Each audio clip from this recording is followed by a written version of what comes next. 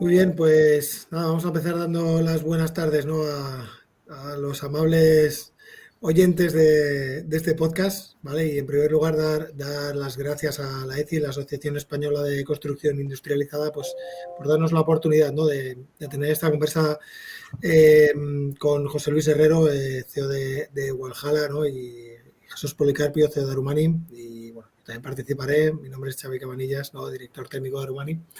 Y nada, lo que queremos hacer hoy es hablar y conversar un poco sobre las conclusiones que sacamos del evento que hicimos el pasado 29 de mayo en las instalaciones de Arumani. Y bueno, un evento que rondaba alrededor del DFMA, el Design for Manufacturing and Assembly, en construcción industrializada en data centers, ¿no? En el cual pues tuvimos el privilegio de estar con todo el elenco de actores, ¿no? Que participamos dentro del mundo del desarrollo del sector del data center, desde propiedades, contract managers, ingenierías, fabricantes de producto, ¿no? Y la verdad es que fue una jornada interesantísima que tuvimos la suerte de que bueno, nos ayudase José Luis, ¿no? a dirigir y a vertebrar, ¿no? Entonces, nada, en primer lugar, yo creo que podríamos empezar por presentarnos los tres, ¿vale? Yo ya lo he hecho, Xavi Cabanillas, director técnico de Arumani, y luego, si queréis, pues empezamos a hablar un poco de las conclusiones de ese evento, ¿vale? José Luis. Perfecto, muchas gracias, Xavi. Yo soy José Luis Herrero, CEO de Valhalla. Valhalla somos un proveedor español, tanto de cloud como de data center. Disponemos de un data center Tier 4 en Castellón de la Plana, pero damos servicio a toda España, incluso a clientes internacionales. Esa es un poco mi presentación rápida. Pues Jesús. buenas tardes, gracias Xavi, buenas tardes a todas y a todos. Yo soy Jesús Policarpio. Hoy, estos días, está diciendo LinkedIn que llevo 20 años como director general de Arumani. Y bueno, ahora Arumani es una empresa que se dedica a fabricar instalaciones, a industrializar estas instalaciones, pero es cierto que llevamos un bagaje y un histórico en todo lo que ha sido el montaje in situ y la gestión de proyectos de instalaciones mecánicas, pues en sectores tan distintos como el oil and gas, el hotelero o ahora actualmente con todo este crecimiento y despliegue que está teniendo el sector del data center, pues muy encajados en este mundo del data center. Muy bien, pues muchísimas gracias, ¿no? Yo añadir, ¿no? Que como sabéis, el pasado 29 de mayo hicimos este evento sobre el DFMA en construcción industrializada, el primero de muchos que queremos hacer en la sede de Arumani. En él lo que buscábamos pues era eso, crear una visión sectorial y una visión más global, más 360, ¿no? Sobre lo que es la construcción industrializada, lo que es el DFMA, alrededor del sector de los data centers. Y bueno, allí al poder contar con la presencia de José Luis, ¿no? CEO de Walhalla, la verdad es que creemos que pudimos poner encima de la mesa, ¿no? Gran parte de las barreras, soluciones, oportunidades, ¿no? Y pudimos desgranar muy bien esa visión compartida de todos los actores, ¿no? De que estamos impulsando este sector, ¿no? Entonces, si os parece, podríamos hacer un breve repaso, ¿no? Sobre cada una de las mesas, ¿no? Y para comentar las primeras conclusiones que tuvimos y el punto de vista, ¿no? que sacamos cada uno de nosotros. ¿Ok? Ok, perfecto. Yo aquí voy a lanzar la primera pregunta, ¿vale? Si os parece es la más global, pero bueno, aquí quizás, José Luis, quizás podríamos empezar con tus ojos, ¿no? Que eran los más frescos allí en nuestras instalaciones, ¿no? Y bueno, simplemente, ¿cuáles diría que han sido los aprendizajes o las principales reflexiones, las más potentes que se pudieron poner encima de la mesa, ¿no? En ese evento del DFMA? Sí, a ver, lo primero es que hablas de ojos frescos, pero vamos, digamos que son los ojos, los míos eran los ojos más raros que había entre la audiencia. ¿Vale? Porque si recordáis, lo primero que hice fue preguntar a la audiencia cuántos de los que estaban presentes tenían perfil técnico y fue tal la avalancha que cambié la pregunta a cuántos no tienen perfil técnico y no levantó la mano nadie. ¿Vale? Entonces, soy una rara avis en el sentido que yo no soy ni ingeniero ni informático, como sabéis, soy más de negocio. y precisamente por eso yo creo que fui el que más aprendió, el que estaba más lejos del conocimiento generalizado sobre la construcción industrializada y el que le sacó más jugo, sin duda, al evento de lejos, ¿no? La primera conclusión que yo saco de aquí, y es algo que, bueno, ya barruntaba antes de acudir al evento, pero después del evento lo tengo absolutamente claro, es que la construcción será industrializada o no será. Y no me refiero solo a data centers, sino me refiero a cualquier tipo de construcción, sea residencial, sea de equipamientos, me da igual exactamente, o sea, me da exactamente igual cuál sea. Hay suficientes motivos de toda índole que hacen que el futuro va a ser industrializado. Empezando por uno tan sencillo como que va a ser mucho más fácil captar talento que quiera trabajar en una fábrica con las medidas de seguridad correctas y con las condiciones óptimas y con un proceso de formación continua, como dais vosotros en vuestras empresas y en concreto en Arumani, que trabajar bajo el sol en una obra, vete tú a saber dónde, ¿no? Y yo creo que eso, para empezar, es así. Luego hay otro tipo de condicionantes que para un operador como yo son absolutamente claves. Me voy a fiar mucho más de algo que está construido, digamos, en serie, industrializadamente, con unos niveles y con unos controles de calidad de muy alta certificación, que cualquier tipo de equipamiento que me vayan a hacer on-site, vete tú a saber por qué tipo de subcontrata y bajo qué condiciones, ¿no? Entonces, desde el punto de vista de calidad, también es absolutamente claro, ¿vale? Esas serían mis primeras conclusiones y luego ya debatiremos más, pero me gusta también, ya sabéis que soy un poco, que me gusta un poco tocar las narices, ¿no? Y yo creo que no deberíamos dejar para más adelante de la discusión hablar qué reto supone eso desde el punto de vista de colaboración entre personas, que al final esto, por mucho que industrialicemos, va de personas. Y lo dejo ahí de momento. Muy bien, Jesús. Pues yo aquí, cogiendo un poco el hilo de los factores que estaba hablando ahora José Luis, porque es cierto que hay un enemigo de la industrialización y de la estandarización que es, vale, pero que cada proyecto es único, ¿no? Y está esa parte de la personalización, ¿no? De cómo personalizamos o cómo vamos de esa estandarización a esa personalización. Y aquí es cierto que venimos de un mindset muy tradicional, donde realmente, tal y como se planteaban los proyectos, se podían personalizar perfectamente. Y ahora con toda esta parte de industrializar en cadenas de suministro bien estandarizadas y bien construidas, pues esta parte costará. Pero es cierto que también, como estaba hablando José Luis, con la parte del talento, hay unos oficios que antes se encargaban de ejecutar todo esto in situ y ahora lo que habrán son unos oficios mucho más tecnificados, unos perfiles sobre todo técnicos, ingenieros, que se encargarán de, ya no es el gran ingeniero o el ingeniero generalista, un ingeniero mecánico, un ingeniero industrial, un ingeniero de cualquier tipo de especialidad, sino que se especializan mucho en disciplinas o en competencias técnicas muy, muy de nicho, ¿no? Seguimos teniendo el reto. Esto nos continuará manteniendo el reto del talento y de la mano de obra cualificada o tecnificada, ¿no? Entonces, bueno, yo del día del evento creo que desde Arumani, primero, sí que es verdad que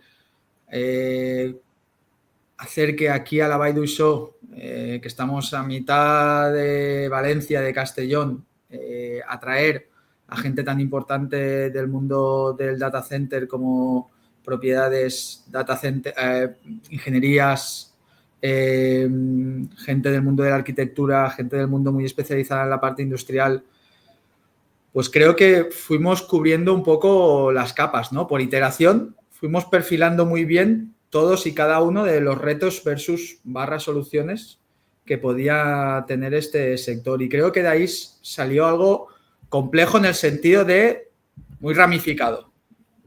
Y creo que fue una conclusión, o así es como yo lo viví, creo que salió un día muy redondo. No hablamos de la gran gestión y dirección del día como José Luis, que aquí sí que saliste muy bien en la fotografía. Sí, aquí también yo creo que es importante añadir que es un evento que nos hizo especial ilusión, porque es cierto que tanto Carla, ¿no?, nuestra responsable de comunicación, como todo el equipo de Arumani se volcó en él. Nosotros trabajamos con metodologías ágiles, con lo cual buscamos dar libertad y responsabilidad, ¿no?, al equipo y a nosotros mismos, y trabajamos con ese equipo.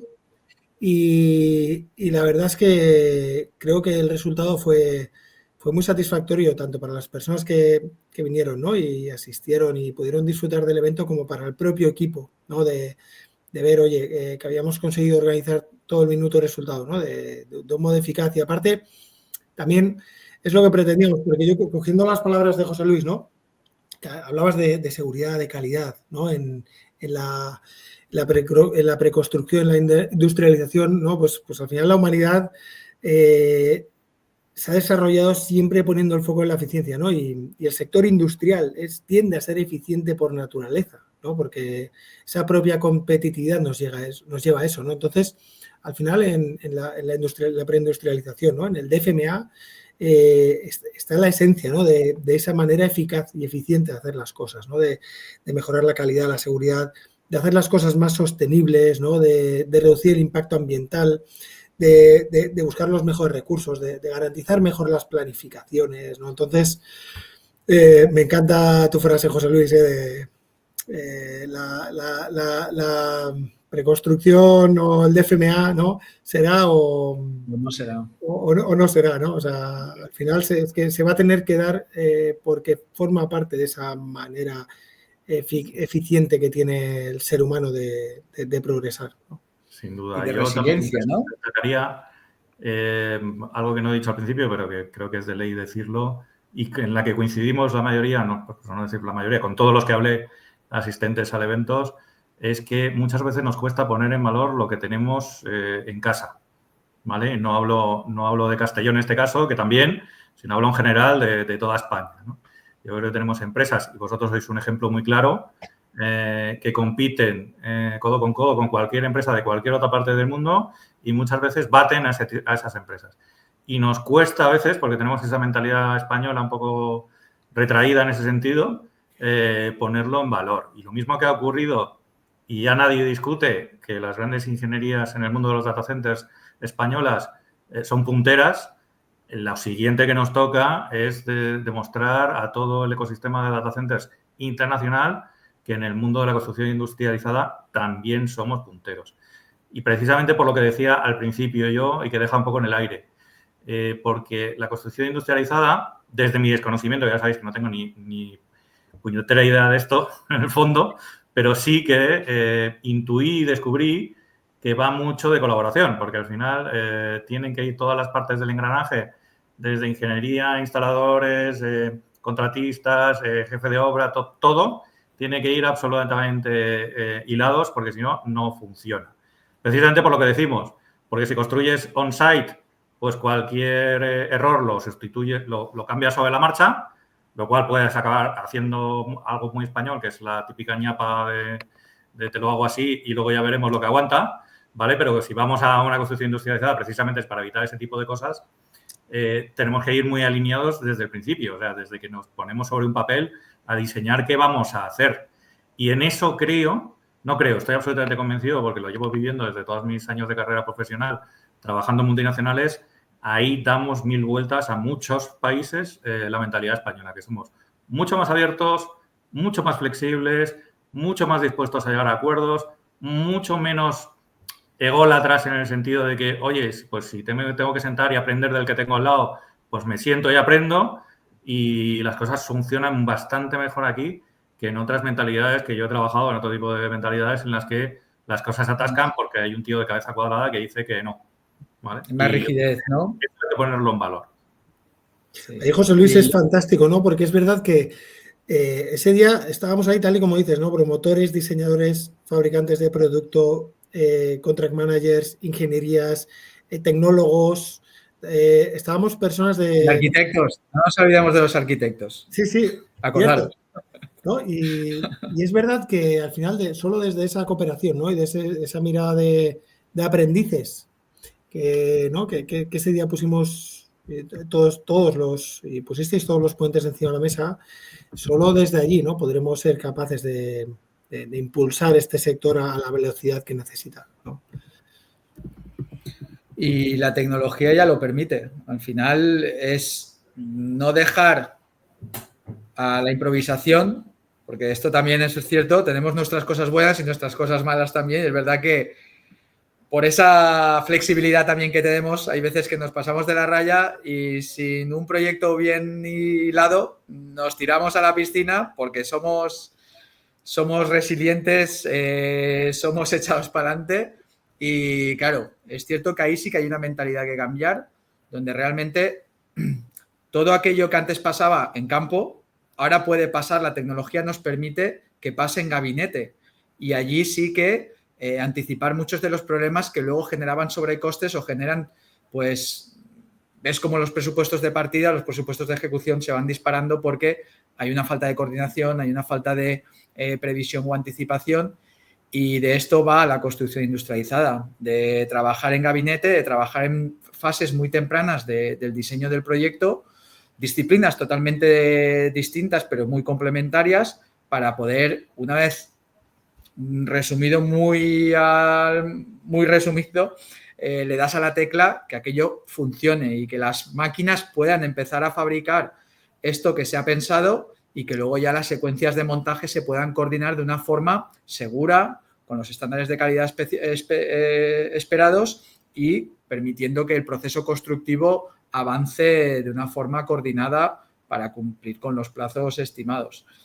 Y esto yo creo que es verdad que ahora es muy teórico todavía, es muy incipiente, se están haciendo desde distintas partes, somos unos pocos subcontratistas, creo que, o los mal llamados subcontratistas, los más impulsores en este sentido. Yo creo que por un tema de necesidad, por lo menos nosotros Arumani fue un tema de eficiencia productiva, de utilizar BIM, en este caso la metodología que nos permite fabricar es toda la metodología BIM. Y fue por optimizar nuestra productividad. O sea, el mercado sabíamos que no nos lo iba a pagar más caro, con lo cual aquí lo que teníamos que buscar es eficiencia, ¿no? En este caso, en costes de producción.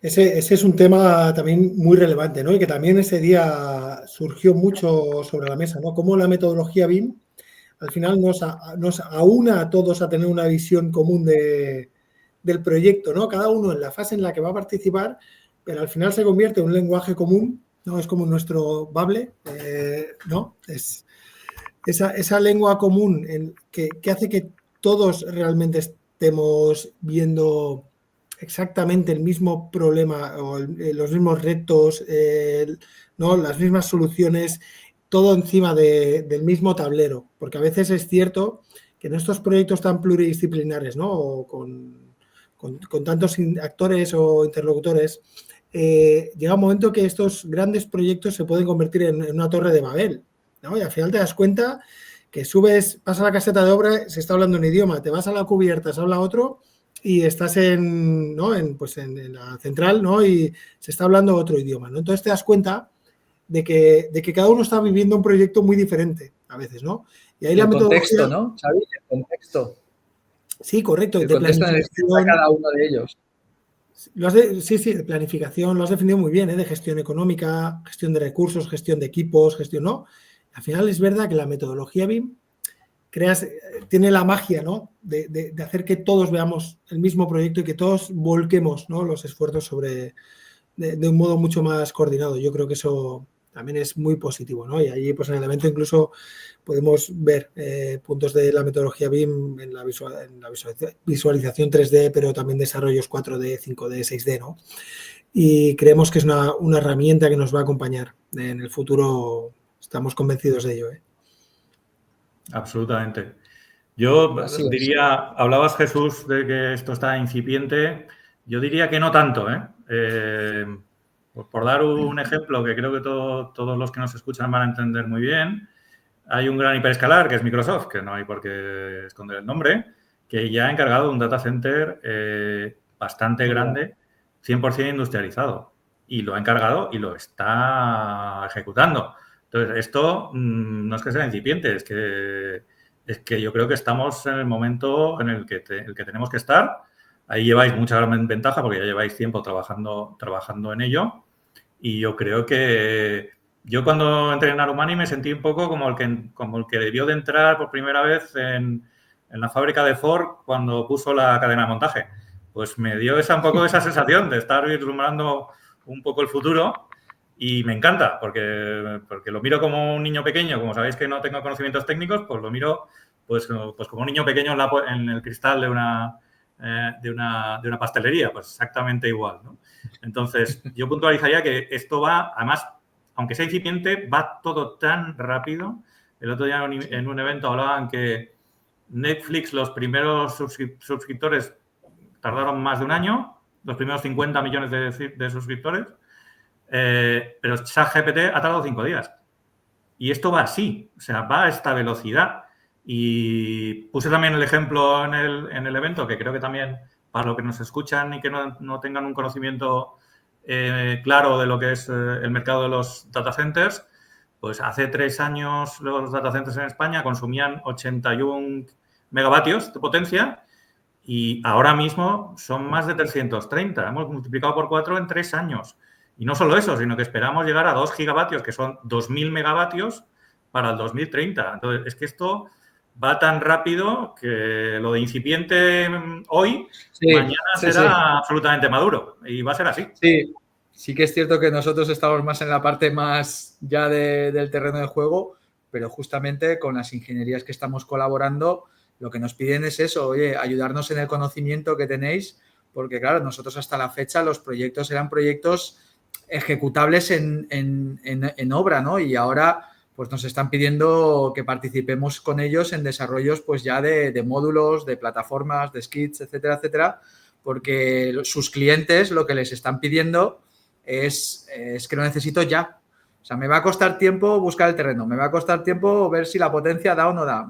Todo esto ya, yo ya sé que voy a perder tiempo. Mi time to market va a ser largo, pero el proyecto no puede ser ejecutablemente largo. Con lo cual, necesito soluciones off-site, necesito soluciones de FMA en la parte nuestra y, por supuesto, bueno, toda la parte de obra civil, etcétera, etcétera. Bueno, yo creo que hay data centers, ¿no? Completamente trabajados con módulos, con contenedores marítimos, donde incluso pueden coger toda la parte eléctrica está mucho más desarrollada, ¿no? Todos los iPods, etcétera, etcétera.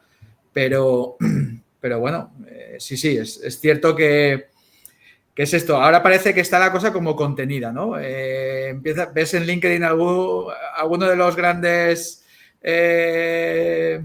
referentes del sector como estaros tranquilos porque nosotros vemos lo que hay y lo que viene. Entonces, porque está la cosa un poco contenida. Barcelona iba a disparar, pero todavía están con algunos rediseños. Madrid pasa igual. Bueno, a ver, pero Valencia ahora tiene 2 proyectos muy fuertes también. Ahí el tema es un poco lo que acabo de comentar, que la velocidad es tan grande que hay proyectos incluso que se han tenido que rediseñar sobre la marcha, porque las características técnicas que reunía al principio daba para determinados casos de uso, pero con la irrupción de la inteligencia artificial, esos casos de uso pues han saltado por los aires y ahora tenemos que diseñar mucho más flexible que antes. Pues hasta hace muy poco, pues los racks, que son los armarios en los que se meten los servidores, pues una potencia consumida por un rack de 10-15 kilovatios era un poco el estándar y ahora se están presentando racks de 200 kilovatios, incluso de 1 megavatio. Eso cambia completamente el diseño. Y si supiéramos que todo va a ir ahí, pues bueno, ni tan mal, nos ponemos a rediseñar este nuevo paradigma y perfecto. Pero la sensación que tenemos todos es que van a convivir varios modelos dentro del mismo data center, con lo cual vamos a tener racks de los tradicionales, más racks más intensivos, más racks que estarán climatizados con aire, más racks que estarán climatizados con circuito de agua, más racks que tendrán lo que se llama liquid cooling, que lleva la refrigeración hasta la CPU a nivel de servidor. Y todo eso en la misma sala. Con lo cual, pues yo creo que los ingenieros se están volviendo locos, absolutamente, porque los clientes le están volviendo locos y como salto de la cadena que hablábamos antes, pues probablemente os estén volviendo locos a vosotros también. Entonces, bueno, pero es el entorno en el que vivimos. Y yo creo que no va a cambiar, no se va a estabilizar, irá peor entre comillas.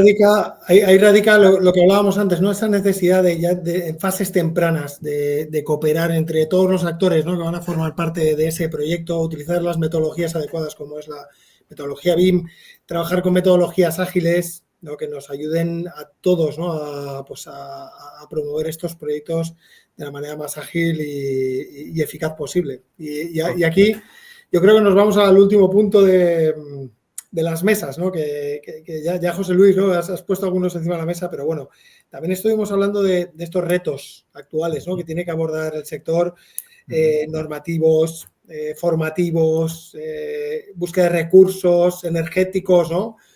¿Nos podrías dar una pequeña pincelada, ¿no? De esos retos que veis desde Walhalla? Sí, a ver, vemos retos de todo tipo, ¿vale? Pero empezando por el tema de la densidad que acabo de explicar, hasta el punto de la nunca me sale la palabra bien, pero hibridización, ¿vale? Que es que vamos a convivir distintos modelos dentro de los centros de datos. Si eso lo unes a que, para bien o para mal, en el mercado en general tiene unos time to markets cada vez más reducidos, lo cual es paradójico porque, por un lado, gracias a nuestra bendita administración, hablo la española, pero también en algún otro país, pues los plazos son largos hasta que tienes, digamos, el go o la bandera verde para empezar a construir. Pero una vez que tienes el go, el cliente, es decir, nuestros clientes, que nosotros somos operadores, pero nuestros clientes quieren tener el data center operativo lo antes posible, ¿vale? Entonces, otra de las características que yo creo que todos tenemos muy claras de ventajas de la construcción industrializada es el acortamiento de los plazos, ¿no? Yo creo que ganamos todos en plazo de manera natural porque cuesta menos ensamblarlo on-site, algo que ya está preindustrializado, pero también por lo que hablábamos al principio, por todos los plazos ocultos, es decir, todos los problemas que solían surgir on-site y que retrasaban la construcción, pues ahora, gracias a Dios, con la construcción industrializada, ese tipo de sorpresas, pues las vamos a poder reducir drásticamente, ¿no? Yo creo que esas son las características que nos preocupan ahora mismo, aparte de otras que no tienen mucho que ver con la construcción industrializada, pero que acabarán teniendo que ver, y ahora lo explico, que es el acceso a la potencia. Es decir, si ya estamos hablando de que vamos a consumir 2.000 megavatios para el año 2030, la realidad es que las ubicaciones que hasta ahora hemos visto en los data centers en España no van a ser las mismas, porque no da tiempo a reforzar la red eléctrica en aquellos puntos en los que los data centers queremos construir. Por lo tanto, vamos a tener que irnos a otros sitios. Y eso va a determinar mucho la forma en que los construyamos.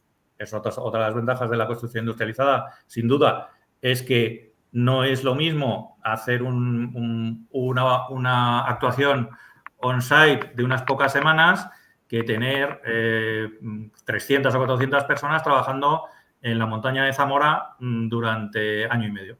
Pues, obviamente, el segundo modelo no es viable, el primero sí, y por eso tiene todo el sentido. Pero también decía que no solo va a afectar a la construcción industrializada porque la va a reforzar, sino porque vamos a complicar todavía más las cosas, y ya os lo adelanto. En el sentido de que al irnos a ubicaciones menos congestionadas desde el punto de vista urbanístico, nos va a permitir construir fuentes de energía renovable en el propio campus de los data centers. Lo cual está muy bien, va a generar un negocio paralelo que es la generación de energía renovable, pero va a afectar mucho al diseño de los data centers, porque no es lo mismo que el data center se enchufe a la red y ahí pues hay una compañía distribuidora de toda la vida a través de un PPA que te suministre la energía, a que tú seas el propio dueño de un parque eólico, de un parque fotovoltaico, de un salto de agua o unas turbinas de gas.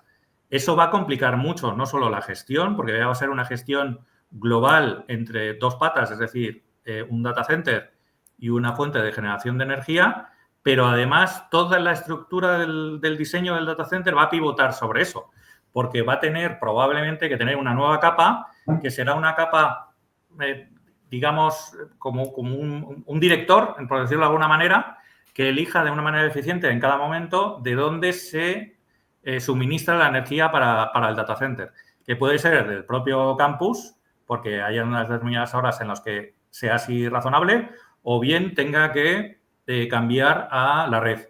Y eso, como bien sabéis, y lo explico también para los que no entiendan mucho de los data centers tienen una cosa que es bastante puñetera y es que no se pueden parar. Funcionan 24/7. Y para hacer ese tipo de cambio de fuente de energía, pues hay que hacer una nueva capa de arquitectura eléctrica de los data centers que permitan hacer ese tipo de cambios en tiempo real y sí que se produzca ningún tipo de pérdida de servicio ni en un microsegundo. Eso va a ser mucho más complicado. Por lo tanto, vamos a construir cosas más grandes, mucho más complejas, en sitios mucho más remotos y vuelvo a decir la frase del principio y la diré 1.000.000 de veces, las veces que haga falta, ¿eso va a ser de manera industrializada o no va a ser posible? Yo creo que el reto, lo has dicho al principio, José Luis, que es la coordinación, que nos entendamos, porque si hay proyectos mucho más complejos, deslocalizados y encima sabemos que a nivel personal técnico vamos a estar muy escasos, creo que aquí lo que hace falta es apartar esos egos de la típica estructura de gestión de proyectos en el sector de la construcción, donde a ver quién sabe más y el que sabe más es el que marca un poco la dirección oye, vamos a ponernos, como decíais, en esa pastelería, ¿no? A ver cómo ese niño pequeño que le brillan los ojos por la curiosidad y a intentar aprender todos de todos para poder buscar esa colaboración. Yo creo que es el reto. Para hacer proyectos complejos, la colaboración entre las distintas disciplinas y las distintas personas que forman parte de un proyecto de este tipo es que es básica y que esa colaboración sea desde una parte incipiente del proyecto. No digo que la promueva el promotor, pero tiene mucho que decir también en este sentido de cómo quiere que su data center se ejecute, porque luego, en función de esa ejecución, le vendrá muy bien para la operación, ¿no? Y aquí nosotros, por ejemplo, siempre nos pasa, ¿no? Claro, desarrollamos todos los proyectos a un nivel de detalle LOT 500, ¿no? Que llevamos a fabricación los modelos BIM.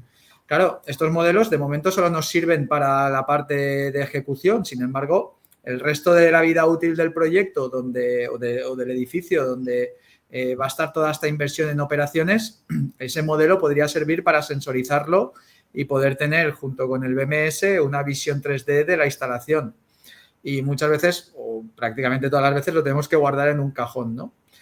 Entonces, bueno, para mí el reto siempre son las personas, evidentemente, en este caso es la colaboración entre personas para dar respuesta a retos complejos como los que nos vienen.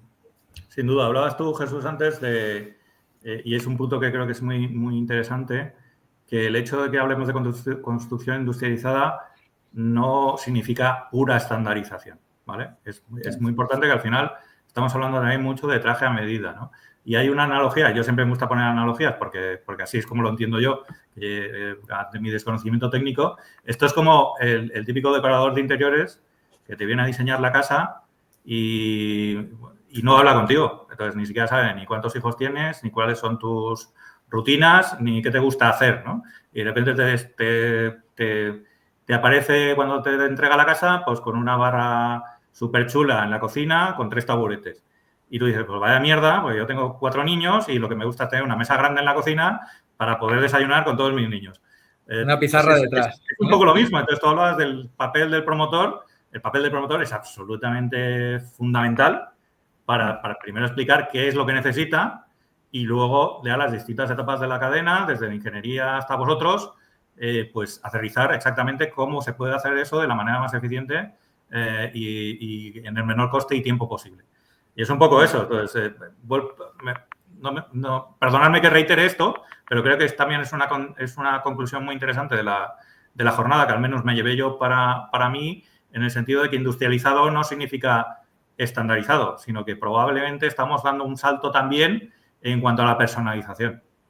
Correcto, tal cual. Sí, totalmente cierto. Yo aquí nada, simplemente por añadir otro de esos retos, ¿no? Que se hablaron, José Luis apuntabas, ¿no? El tema de pues, tener personas dispuestas a deslocalizarse, ¿no? trabajos muy especializados, pero luego también esa cadena de suministro, ¿no? y logística, que también es un factor crítico, ¿no? Y ahí es cierto que hay una parte de gestión geopolítica, porque al final los data centers están completamente internacionalizados, ¿no? Y al final son empresas de ámbito global a las cuales incluso la geopolítica que estamos viviendo hoy en día a nivel europeo, ¿no? O a nivel internacional también les afecta en el desarrollo y tienen que ser capaces de virar y de tomar decisiones muy rápidas que pueden cambiar de un plumazo, ¿no? ¿Dónde se hacen esas inversiones? Y al final vemos que se deslocaliza muy rápido, que una inversión que ahora está prevista en España, de un plumazo, se va a otro país europeo y tal y como llegó, desapareció esa oportunidad, ¿no? Entonces, creo que también es un tema, ¿no? Semiconductores, chips, metales, que también habrá que tener muy en cuenta y en la cual pues todos los promotores, ¿no? de este sector seguro que van a tener que estar muy, muy atentos de cara a poder tomar buenas decisiones, ¿no? y acertadas en ese sentido. Sí, no solo eso, o sea, estoy absolutamente de acuerdo contigo. Hay factores geopolíticos que influyen en la toma de decisiones que hasta ahora hemos podido soslayar porque es verdad que hay una determinada tipo de cargas de IT que tienen que estar, digamos, cercanos al usuario y que, por lo tanto, responden un poco al dinamismo económico de cada uno de los países. Es lo que yo llamo las cargas propietarias, digamos, o locales, ¿vale? Es decir, pues lo que yo hablaba antes de pasar de 80 megavatios a más de 300 ha venido sobre todo por el establecimiento de regiones cloud de grandes hiperescalares y hiperescalares medianos, y esos tienen que estar en España porque sus clientes están en España. Pero el siguiente salto hasta los 2 gigavatios, ese viene de inteligencia artificial. La inteligencia artificial, una de las características que tiene es que se puede situar prácticamente en cualquier sitio. Y ahí entran factores de todo tipo, no solo lo rápidos que seamos y lo eficientes que seamos en desarrollar infraestructuras, sino factores como el precio de la energía. El precio de la energía en España pues tiene algunas características que lo hace no especialmente el más atractivo de Europa, y ahí tenemos que ser especialmente innovadores a la hora de ofrecer ventajas que compensen esta falta de competitividad que tenemos con el precio de la energía, porque si no, lo que decías tú, Xavi, estas grandes decisiones, que muchas de ellas no se toman en España, pues tienen un mapa mucho más grande de lo que nosotros pensamos para desarrollar los grandes data centers de inteligencia artificial. Y incluso el mapa es mucho más grande de lo que podemos pensar ahora mismo, podemos pensar cualquiera de nosotros. Yo siempre me acuerdo de una frase que cuando trabajaba con ingleses o con americanos solían decir, especialmente los más ambiciosos, que es "the sky is the limit", pero en caso de los data centers, el cielo no es el límite. O sea, ya hay proyectos para llevar data centers al espacio exterior.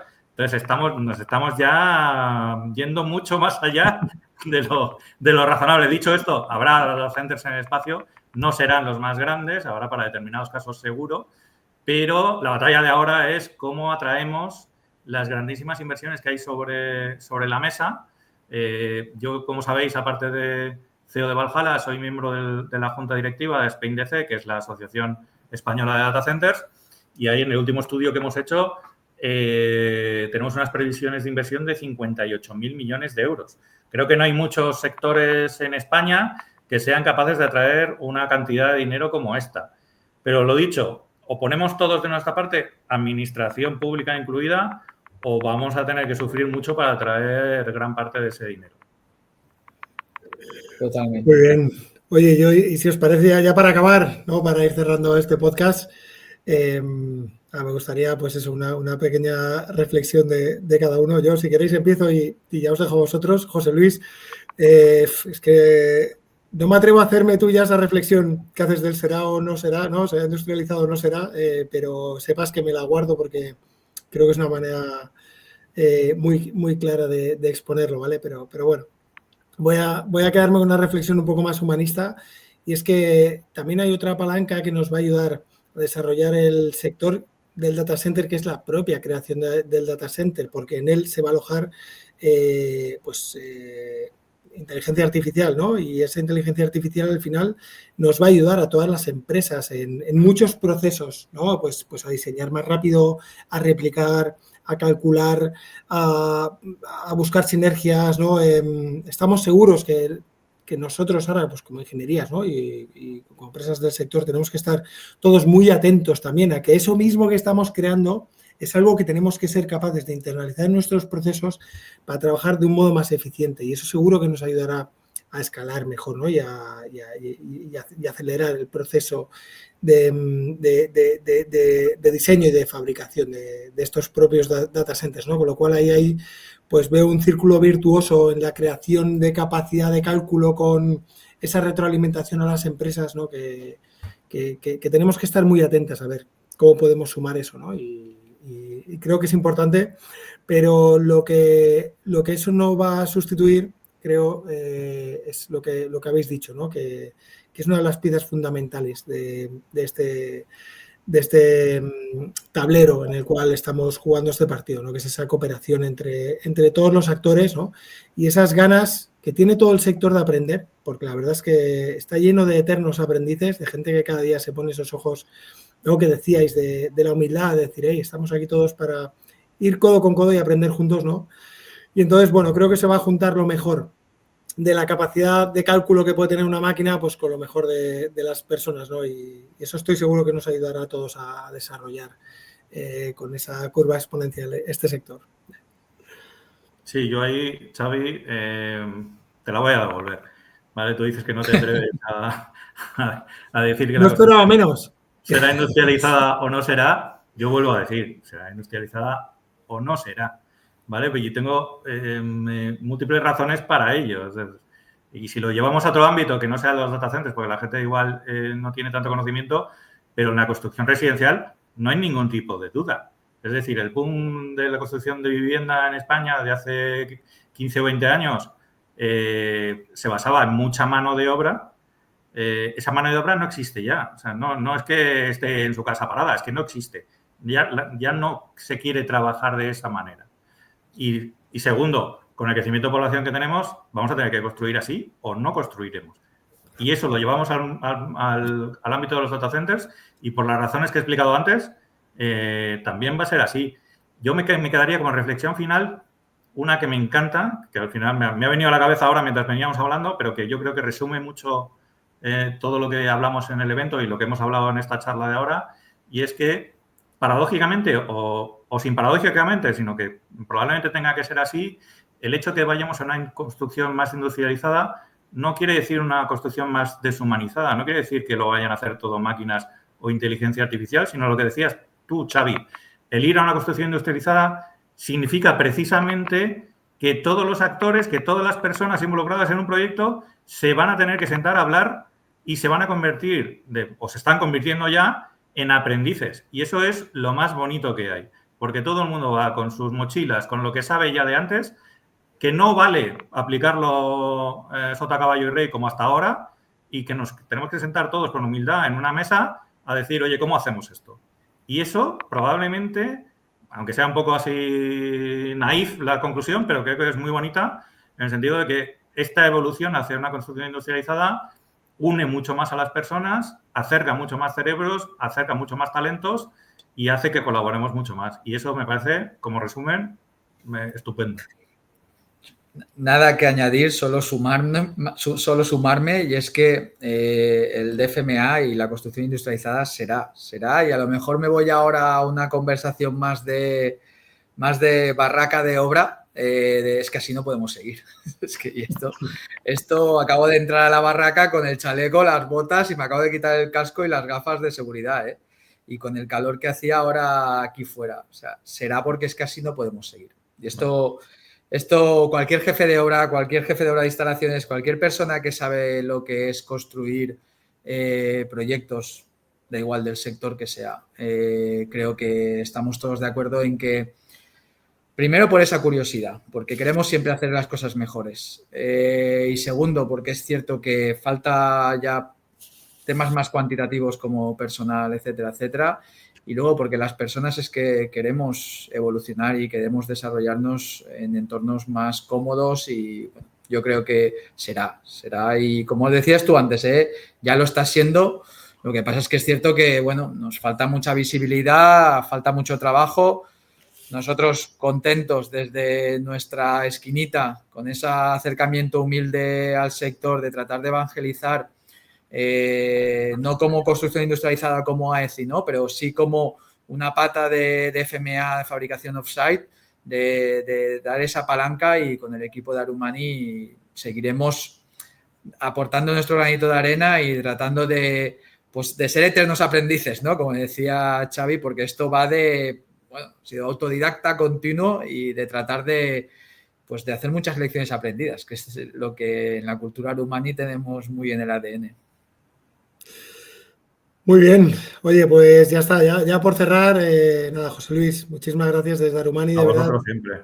Queremos agradecerte muchísimo la generosidad que tienes siempre en compartir tu conocimiento, en estar ahí presente en el sector, en ayudar a todos los actores, porque es verdad que eres todo un referente que nos une a todos, ¿no? Y hace de ese centro del huracán donde encontramos todos el orden y esa manera de, pues a veces de llegar, ¿no? a personas con un conocimiento específico que quizás desde el contexto de cada uno de nosotros pues no conocemos, ¿no? Así que nada, muchísimas gracias por eso. Y nada, muchísimas gracias, pues ya para cerrar, a la ECI, ¿no? A la Asociación Española de Construcción Industrializada, que nos ha dado la oportunidad de tener esta conversación de café fantástica, ¿no? A los tres, y bueno, lo dejaríamos en este punto. Gracias.